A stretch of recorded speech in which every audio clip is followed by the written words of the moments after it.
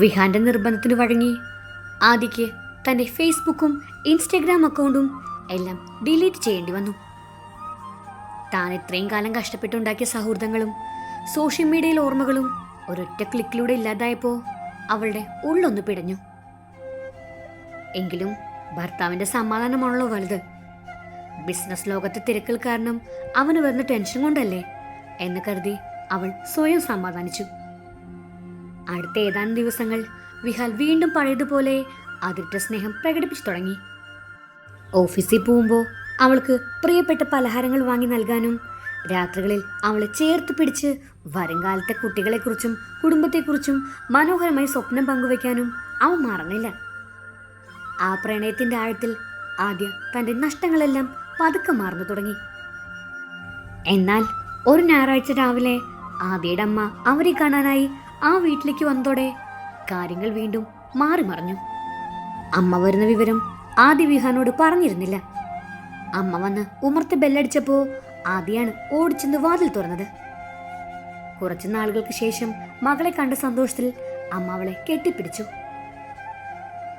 എന്താ മോളെ, ഫോൺ വിളിച്ചാ കിട്ടാറില്ലല്ലോ, നിന്റെ സോഷ്യൽ മീഡിയ പേജുകൾ ഒന്നും കാണാനില്ലല്ലോ, എന്തെങ്കിലും തിരക്കിലാണോ?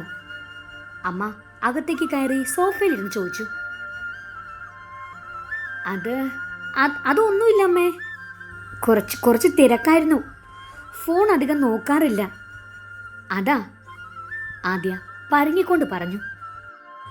ആ സമയത്താണ് വിഹാൻ മുകളുടെ മുറിയിൽ നിന്നും താഴേക്ക് ഇറങ്ങി വന്നത്. അമ്മയെ കണ്ടതും അവന്റെ മുഖത്ത് ഒരു തണുത്ത ഭാവം പടർന്നു. യാതൊരു താല്പര്യമില്ലാത്ത രീതിയിലാണ് അവൻ അമ്മയോട് സംസാരിച്ചത്. അമ്മായിയമ്മ മുൻകൂട്ടി പറയാതാണല്ലോ വരുന്നത്. സാധാരണ ഞങ്ങളുടെ ബിസിനസ് ഫാമിലിയിൽ ആരെങ്കിലും വരുമ്പോ മുൻകൂട്ടി അറിയിക്കാറുണ്ട്. വിഹാന്റെ ആ പരിഹാസം കലർന്ന ചോദ്യം കേട്ട് അമ്മയുടെ മുഖം ഒന്ന് മങ്ങി. അത് വിഹാൻ, മകളെ ഒന്ന് കാണണം തോന്നി, ഇതുവഴി പോയപ്പോ ഒന്ന് കയറിയതാ, ബുദ്ധിമുട്ടായെങ്കിൽ ക്ഷമിക്കണം, അമ്മ വിഷമത്തോടെ പറഞ്ഞു. ഓ അത് സാരമില്ല, പക്ഷേ ഇനി വരുമ്പോ ആദ്യോട് ചോദിച്ചിട്ട് വരിക, കാരണം അവക്കിപ്പോ ഈ വീട്ടില് ഒട്ടനവധി ഉത്തരവാദിത്തങ്ങളുണ്ട്. വിഹാൻ അത്രയും പറഞ്ഞ് പുറത്തേക്ക് നടന്നു. അമ്മയോട് വിഹാൻ പെരുമാറിയ രീതി ആദിക്ക് ഒട്ടും ഇഷ്ടപ്പെട്ടില്ല. തൻ്റെ അമ്മയോട് ഇങ്ങനെ സംസാരിക്കാൻ അവൻ എങ്ങനെ തോന്നി എന്നവൾ ചിന്തിച്ചു പോയി. അമ്മ അധിക നേരം അവിടെ നിന്നില്ല.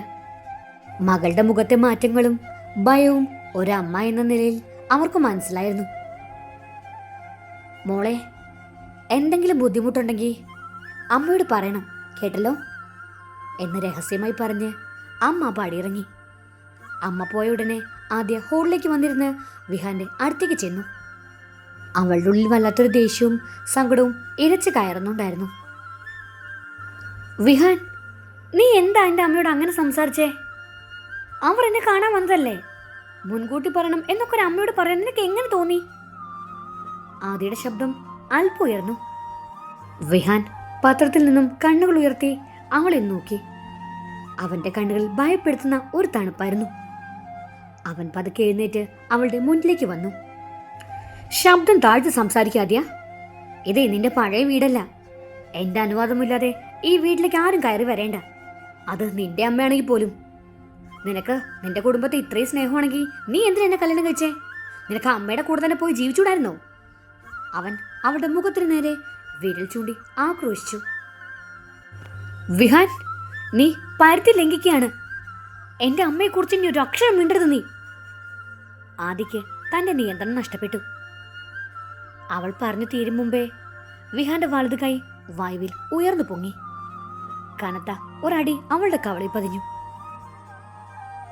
ആ ഒരു ശബ്ദത്തോടെ ആദ്യ സോഫയിലേക്ക് തെറിച്ചു വീണു.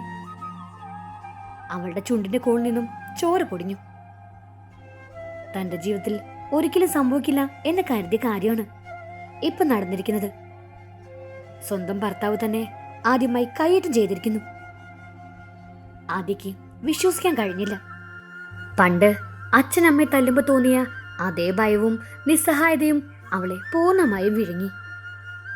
അടിക്കിട്ടിയ ഞെട്ടലിൽ ആദ്യ മുറിയിലേക്ക് കയറി കതകടച്ചു. കട്ടിൽ കിടന്ന് അവൾ പൊട്ടിക്കരഞ്ഞു. ഇല്ല, തനിക്ക് തെറ്റുപറ്റി. വിഹാന്റെ സ്നേഹം ഒരു ഒരു മരീചിക മാത്രമാണ്. അവനൊരു രാക്ഷസനാ. ഇനി ഒരു നിമിഷം പോലും ഈ വീട്ടിൽ നിൽക്കില്ല. അമ്മയുടെ അടുത്തേക്ക് തന്നെ തിരികെ പോവും. അവൾ ഉറപ്പിച്ചു. തൻ്റെ തുണികളെല്ലാം ബാഗിലേക്ക് എടുത്തു വെക്കാൻ അവൾ തുടങ്ങി. എന്നാ പെട്ടെന്ന് മുറിയുടെ വാതിൽ പുറത്തുനിന്നും ഡ്യൂപ്ലിക്കേറ്റ് ചാവി ഉപയോഗിച്ച് വിഹാൻ തുറന്നകത്തേക്ക് കയറി വന്നു. അവളുടെ കയ്യിലെ ബാഗ് കണ്ടതും അവന്റെ ഭാവം വീണ്ടും മാറി. അവളുടെ കാലിൽ മുട്ടുകുത്തി വീണു. അവൻ അവളുടെ കാലിൽ കെട്ടിപ്പിടിച്ച് ഉറക്കി കരയാൻ തുടങ്ങി.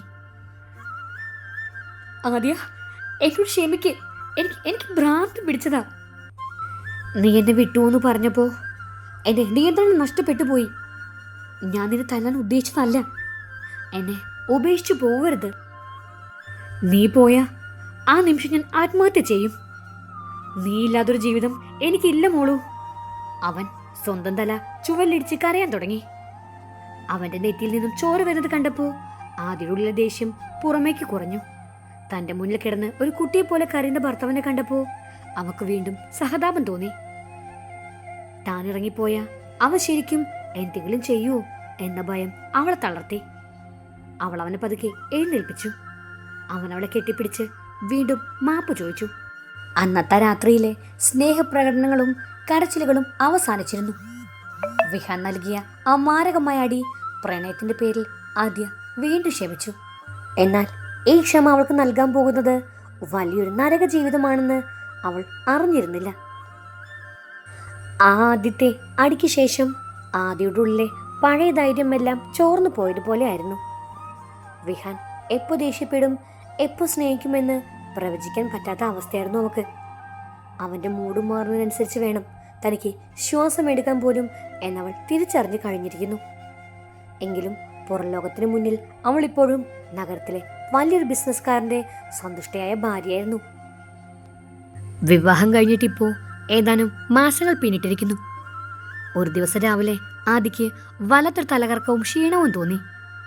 അടുക്കളയിൽ ചായ ഉണ്ടാക്കിക്കൊണ്ടിരിക്കുമ്പോൾ അവൾ പെട്ടെന്ന് തളർന്ന് താഴെ വീഴാൻ പോയി. അത് കണ്ട് ഓടിയെത്തിയ വിഹാൻ അവളെ താങ്ങിപ്പിടിച്ച് കട്ടിലേക്ക് കിടത്തി. ഉടൻ തന്നെ ഫാമിലി ഡോക്ടറെ വീട്ടിലേക്ക് വരുത്തി പരിശോധിപ്പിച്ചു. പരിശോധനയ്ക്ക് ശേഷം ഡോക്ടർ പുഞ്ചിരിയോടെ ആ വാർത്ത പുറത്തുവിട്ടു. വിഹാൻ, നിങ്ങൾക്കൊരു സന്തോഷ വാർത്തയുണ്ട്. ആദ്യ ഗർഭിണിയാണ്. ഇനി വളരെ ശ്രദ്ധിക്കണം. ആ വാർത്ത കേട്ടതും വിഹാന്റെ മുഖത്ത് വലിയൊരു സന്തോഷം വിരിഞ്ഞു. അവൻ ഡോക്ടർക്ക് നന്ദി പറഞ്ഞ് യാത്രയാക്കിയതിനു ശേഷം ആദിയുടെ അടുത്തേക്ക് ഓടി വന്നു. അവളെ ഗാഢമായി കെട്ടിപ്പിടിച്ച് അവളുടെ നെറ്റിയിലും കവിളിലും ചുംബനങ്ങൾ കൊണ്ട് മൂടി. ആദ്യ, ഞാൻ എത്രത്തോളം സന്തോഷവാനാണെന്ന് എനിക്ക് പറയാൻ പറ്റുന്നില്ല. നമ്മളിലേക്ക് നമ്മുടെ കുഞ്ഞു വരാൻ പോന്നു. നീ എനിക്ക് തന്ന ഏറ്റവും വലിയ സമ്മാനമാണിത്. ഇനി മുതൽ നീ യാതൊരു ടെൻഷനും എടുക്കരുത്. പൂർണ്ണമായിട്ടും റെസ്റ്റ് എടുക്കണം. അവൻ അവളുടെ വയറ്റിൽ തലവെച്ച് ഒരു കുട്ടിയെ പോലെ സംസാരിച്ചു. തൻ്റെ ഉള്ളിൽ ഒരു ജീവൻ തുടിക്കുന്നുണ്ടെന്ന വാർത്ത ആദിക്ക് വലിയൊരു ആശ്വാസമായിരുന്നു. ഈ കുഞ്ഞിന്റെ വരവോടെ വിഹാന്റെ ഉള്ളിലെ ദേഷ്യം പൂർണ്ണമായും മാറുമെന്നും അവൻ കൂടുതൽ ഉത്തരവാദിത്തമുള്ള ഒരു നല്ല അച്ഛനായി മാറുമെന്നും അവൾ പ്രത്യാശിച്ചു. തങ്ങളുടെ ജീവിതത്തിലെ കറുത്ത നാളുകൾ അവസാനിക്കുകയാണെന്ന് അവൾ വിശ്വസിച്ചു. എന്നാൽ ആദിയുടെ ഗർഭകാലം വിഹാൽ അവളെ പൂർണ്ണമായും തന്റെ തടവറയിലാക്കാനുള്ള ഒരായുധമാക്കുകയാണ് ചെയ്തത്. അവളുടെ സംരക്ഷണത്തിന്റെ പേരിൽ പറഞ്ഞ് അവൻ വീണ്ടും നിയന്ത്രണങ്ങൾ കടുപ്പിച്ചു. ആദ്യം അവൻ ചെയ്തത് ആദിയുടെ കയ്യിലുണ്ടായിരുന്ന ഫോൺ വാങ്ങിവെക്കുക എന്നതായിരുന്നു. ഗർഭകാലത്ത് ഫോണിലുള്ള റേഡിയേഷൻ കുഞ്ഞിന് നല്ലതല്ല, അതുകൊണ്ട് ഇനി ഫോൺ ഉപയോഗിക്കേണ്ടതില്ല എന്നായിരുന്നു അവന്റെ ന്യായീകരണം. അമ്മയോടോ കൂട്ടുകാരികളോടോ സംസാരിക്കണമെങ്കിൽ വിഹാന്റെ ഫോണിൽ നിന്നും അവൻ മുന്നിൽ നിൽക്കുമ്പോൾ സ്പീക്കർ ഫോണിലിട്ട് മാത്രമേ സംസാരിക്കാൻ അനുവാദമുണ്ടായിരുന്നുള്ളൂ. അതുമാത്രമല്ല, ആ വലിയ വീടിന്റെ കാവൽക്കാരായ സെക്യൂരിറ്റിക്കാർക്ക് വിഹാൻ കർശനമായ ഒരു നിർദ്ദേശം നൽകി. എന്റെ അനുവാദമില്ലാതെ ആദ്യ വീടിന്റെ ഗേറ്റിന് പുറത്ത് ഇറങ്ങരുതെന്ന്. അതുപോലെ അവളുടെ വീട്ടുകാരോ മറ്റാരെങ്കിലും വന്നാൽ എന്നെ വിളിച്ച് ചോദിച്ചതിന് ശേഷം മാത്രമേ അകത്തേക്ക് വിടാവൂ എന്ന്. താൻ സ്വന്തം വീട്ടിൽ ഒരു തടവുകാരിയെ പോലെ മാറുകയാണെന്ന് ആദിക്ക് മനസ്സിലായി. ആ വലിയ ആഡംബര വീടിപ്പോ അവൾക്കൊരു ഇരുളടഞ്ഞ കോട്ടയാണെന്ന് തോന്നിപ്പോയിരുന്നു. ജനലിലൂടെ പുറത്തെ റോഡിലേക്ക് നോക്കുമ്പോൾ പണ്ട് കുട്ടിക്കാലത്ത് ജനലരികിലിരുന്ന് ഭയന്നിരുന്ന അതേ പഴയ 12കാരിയായിട്ട് അവൾക്ക് സ്വയം തോന്നി. എങ്കിലും ഉള്ളിലെ കുഞ്ഞിനെ ഓർത്ത് അവളെല്ലാം നിശബ്ദമായി സഹിച്ചു. ഒരു ദിവസം വൈകുന്നേരം വിഹാൻ ഓഫീസിൽ നിന്നും വരാൻ വൈകി. ആ സമയത്താണ് ആദിയുടെ കൺമുന്നിൽ വെച്ച് അവളുടെ അക്കൗണ്ടുകൾ നോക്കുന്ന ഹോം മെയ്ഡ് മേശപ്പുറത്ത് വിഹാന്റെ ഐപോഡ് മറന്നു വെച്ച് പോകുന്നത് അവൾ കണ്ടത്. പല നാളുകൾക്ക് ശേഷമാണ് അവളുടെ കയ്യിൽ ഒരു ഡിജിറ്റൽ ഉപകരണം കിട്ടുന്നത്. അവൾ വേഗത്തിൽ ആ ഐപാഡിൽ ലോക്ക് തുറന്നു. ഭാഗ്യത്തിന് അതിന് ലോക്ക് ഉണ്ടായിരുന്നില്ല. തൻ്റെ പഴയ ഇമെയിൽ ഐഡിയും പാസ്വേഡും കൊടുത്ത് ലോഗിൻ ചെയ്തു. തൻ്റെ ബോട്ടിക്കിപ്പോൾ ഏതവസ്ഥയിലാണ് നോക്കാൻ അവൾ ആഗ്രഹിച്ചു. എന്നാൽ ഇമെയിൽ തുറന്ന് ആദ്യം കണ്ടത് അവൾ ഞെട്ടിക്കുന്ന ചില കാഴ്ചകളായിരുന്നു. അവളുടെ ഒപ്പമുണ്ടായിരുന്ന സ്റ്റാഫുകളെല്ലാം വിഹാനെ ഭയന്ന് ജോലി ഉപേക്ഷിച്ച് പോയിരുന്നു. അതിലും ഭീകരമായിരുന്നു അവൾ കണ്ടത്. കഴിഞ്ഞ മാസം വിഹാൻ ആ ബോട്ടിക് കെട്ടിടത്തിന്റെ ഉടമസ്ഥന് വലിയൊരു തുക നഷ്ടപരിഹാരം നൽകി ആ കട പൂർണ്ണമായും ഒഴിപ്പിച്ചു മാറ്റിയിരുന്നു എന്ന മെയിലാണത്. താൻ ചോരനീരാക്കി ഉണ്ടാക്കിയ ആ സ്വപ്ന ബോട്ടിക്ക് ഇപ്പോൾ അവിടെ നിലനിൽപ്പില്ല. അത് തകർക്കപ്പെട്ടിരിക്കുന്നു. അതുമാത്രമല്ല, അവളുടെ ബാങ്ക് അക്കൗണ്ടിലെ പണമെല്ലാം വിഹാൻ അവന്റെ അക്കൗണ്ടിലേക്ക് ട്രാൻസ്ഫർ ചെയ്തിരുന്നു. നിയമപരമായി അവളെ പൂർണ്ണമായും പിച്ചച്ചട്ടി എടുപ്പിക്കുന്ന രീതിയിലാണ് അവൻ കാര്യങ്ങൾ ചെയ്തു വെച്ചിരിക്കുന്നത്. ആ മെയിലുകൾ വായിച്ച് ആദിയുടെ കൈകൾ വിറച്ചു. കണ്ണുകളിൽ നിന്നും കണ്ണീർ ധാരയായി ഒളിച്ചിറങ്ങി. താൻ സ്നേഹിച്ച പുരുഷൻ തന്നെ ജീവനോട് കുഴിച്ചു മൂടുകയാണെന്ന് അവൾ തിരിച്ചറിഞ്ഞു. പെട്ടെന്നാണ് പുറത്ത് കാർ നിൽക്കുന്ന ശബ്ദം അവൾ കേട്ടത്. വിഹാൻ വന്നിരിക്കുന്നു എന്നവൾക്ക് മനസ്സിലായി. അവൾ വേഗത്തിൽ ഐപാഡ് പഴയതുപോലെ മേശപ്പുറത്ത് വെച്ച് കട്ടിലേക്ക് വന്നിരുന്നു.